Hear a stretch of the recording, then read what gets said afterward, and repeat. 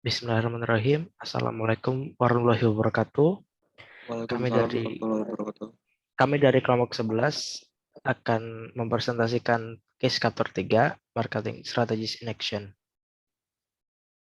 Kelompok 11 yang beranggotakan saya sendiri Ahmad Al-Marifat dengan PM 2011 011 030. Saya Aksal Aryan Sarinda dengan NPM 205 10 11 028. Baik, mari kita mulai menuju ke case-nya dengan akan pertama dibacakan oleh saya sendiri. Soal pertama, menurut Anda, respons afektif apa yang diciptakan Barnes and Noble? Bagaimana sistem kognitif konsumen menafsirkan respon tersebut? Berdasarkan sudut pandang pemasaran, mana yang lebih penting bagi Barnes and Noble, afeksi atau kognisi? Respon afektif yang diciptakan Barnes and Noble adalah membuat konsumen yang datang merasa nyaman untuk berlama-lama di toko, karena suasana toko tersebut ramah, bahkan mewah. Toko tersebut memfasilitasi beberapa hal, seperti kursi lebar, meja baca, latar musik, penjualan kopi, pencahayaan yang cerah, dan toilet yang terawat. Dengan adanya fasilitas tersebut, maka konsumen tidak hanya datang dan melihat-lihat sebentar, mendapatkan yang diinginkan kemudian pulang. Namun sekarang konsumen mengambil buku atau majalah, kemudian mengambil secangkir kopi, dan duduk di sofa.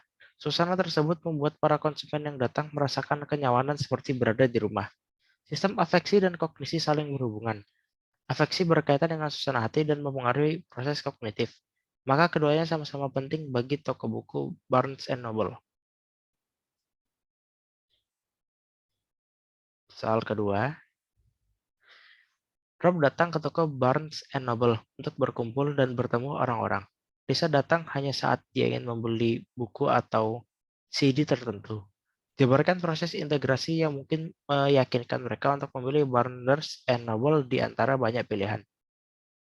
Toko buku Barnes and Noble merupakan tempat yang menyenangkan untuk dikunjungi karena merupakan salah satu toko buku yang memberikan kenyamanan bagi konsumennya.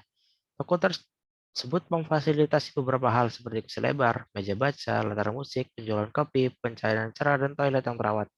Maka untuk Rob yang akan berkumpul bersama teman-temannya, toko buku ini sangat cocok. Selain bisa ngobrol karena ada sofa yang nyaman, adanya penjualan kopi, serta bisa membaca atau berdiskusi dengan temannya mengenai beberapa majalah atau buku. Sedangkan untuk Lisa, toko buku ini menawarkan hingga 200.000 judul buku dan adanya potongan sebesar 20-30%. Sehingga koleksi buku di toko ini sangat lengkap. Selain itu, Lisa dapat duduk dan mendengarkan lagu di CD dengan sepasang headphone sebelum membelinya. Pertanyaan ketiga, banyak kegiatan bertempat di toko Barnes and Noble atau di barnesandnoble.com yang tidak menuntut pembelian. Partisipasi dalam kelompok diskusi dan kenikmatan atas pertunjukan di toko tersedia gratis.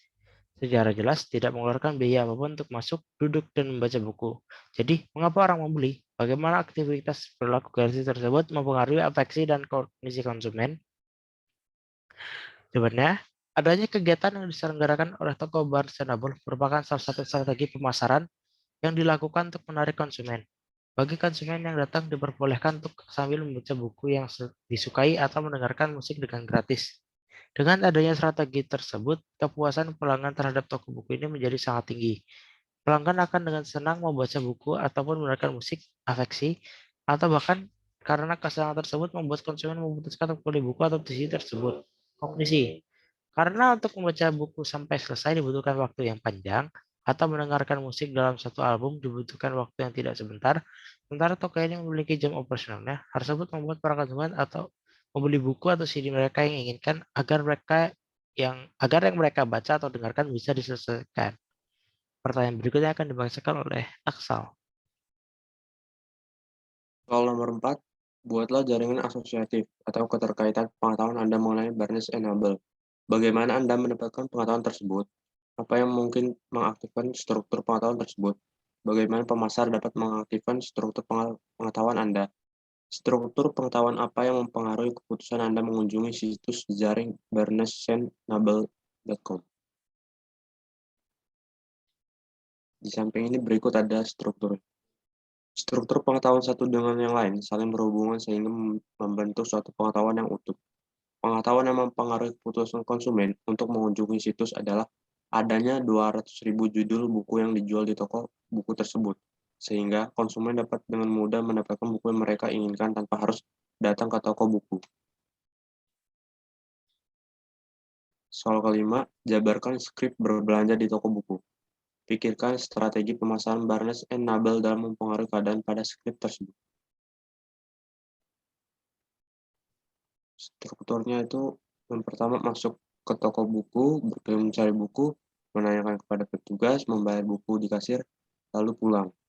Seseorang yang berbelanja di toko buku biasanya datang kemudian berkeliling mencari buku yang mereka inginkan. Apabila buku tersebut ada, maka konsumen akan pergi ke kasir untuk membayar dan kemudian pulang. Barnes dan Noble melakukan strategi pemasaran untuk mempengaruhi konsumen agar berlama-lama di toko. Karena semakin lama mereka di toko, maka semakin banyak buku yang terjual. Mereka memfasilitasi beberapa hal seperti kursi lebar, meja baca, latar musik, penjualan kopi, pencahayaan yang cerah, dan toilet yang terawat.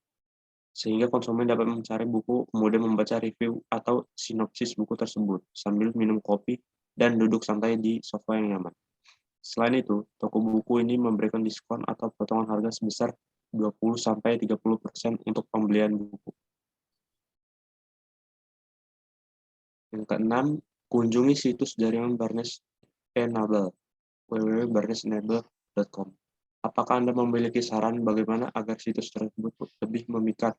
Bagaimana membuat pengunjung situs lebih bertahan? Yang pertama, situs tersebut sudah lengkap dengan adanya list bestseller, new release, coming soon, dan lain-lain.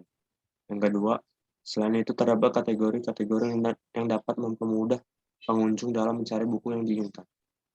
Misalnya terdapat buku bestseller for teens, bestseller for kids, dan lain-lain. Terima kasih. Sekian dari kelompok kami ucapkan wassalamualaikum warahmatullahi wabarakatuh. Waalaikumsalam warahmatullahi wabarakatuh.